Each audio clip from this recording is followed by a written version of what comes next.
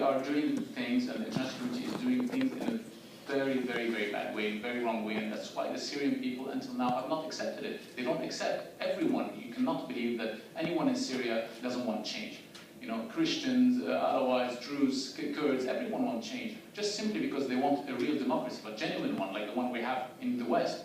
You know, they want to be able to say whatever they want, they want to respect each other, but they don't want an Islamic law, and they certainly don't want an Islamist regime. Again, and the problem is not the reality is that the only regime until now that we have seen that have been that had a lot of common sense, it's the British government. To be very honest with you, because until now, when Mr. Hague had and Mrs. Francis Guy, I think 2 weeks ago, when they had a meeting with the Syrian opposition, it was inclusive. They didn't meet only with the SNC, they met with a lot of groups. And again, Mr. Hague said that before we recognize the opposition, they have to be united. And I think he knows what he's talking about, and the British know very well what they're talking about. But it doesn't seem that it's the same case in France. You know, when they, 1 week before, you have Mr. Juppé comes out and said, the Syrian opposition has to be united because before we recognize them, and a week later he says, oh, they are a legitimate interlocutor. I mean, you cannot give them that legitimacy. Nobody can.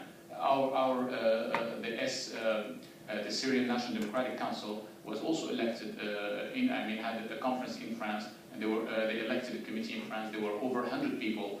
What's the difference between that council and the other council, or the National Coordination Committee? What's the difference? It's just maybe they don't think that they are willing to be stooges, or I don't understand what's the difference. You know, I think everybody should call to not make the same mistake again that was done in Iraq and impose on the Syrian people just this is the opposition that we organized and we're going to impose it on you. This is not going to work, and we've seen that it's not working because the regime today seems to have stayed in power, killed a lot more people, and it's much stronger because today he's backed by other countries.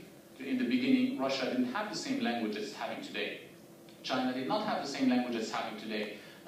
Even Hezbollah, who didn't open their mouth for the past 9 months. Yesterday, you have Sheikh Hassan Nasrallah came out and said, we are supporting the Syrian regime openly, and we are supporting the government of Bashar Assad.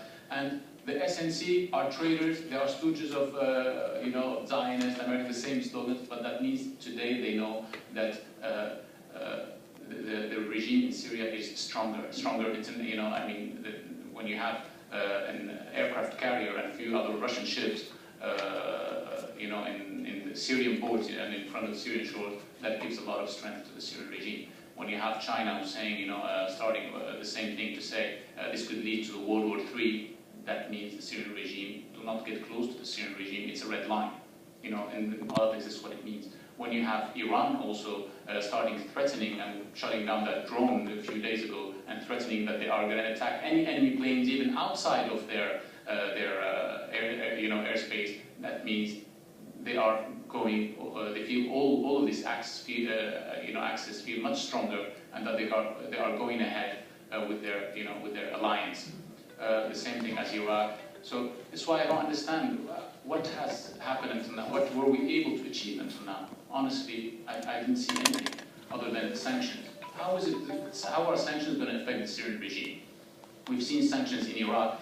Iraq was much more isolated than the Syrian regime at the time. And still, the government survived for another 10 years, until there was an American invasion. Other than that, nobody in Iraq could have taken out the Iraqi regime. Well, my apologies. I am actually going to have to stop the proceedings here now because my room booking finished 10 minutes ago. However, that doesn't stop you continuing your conversations with both Rizal and Mr. Youssef, if you choose to do so. They can continue outside, maybe back in the main Parliament building, but we have to vacate. Thank you. Thank you.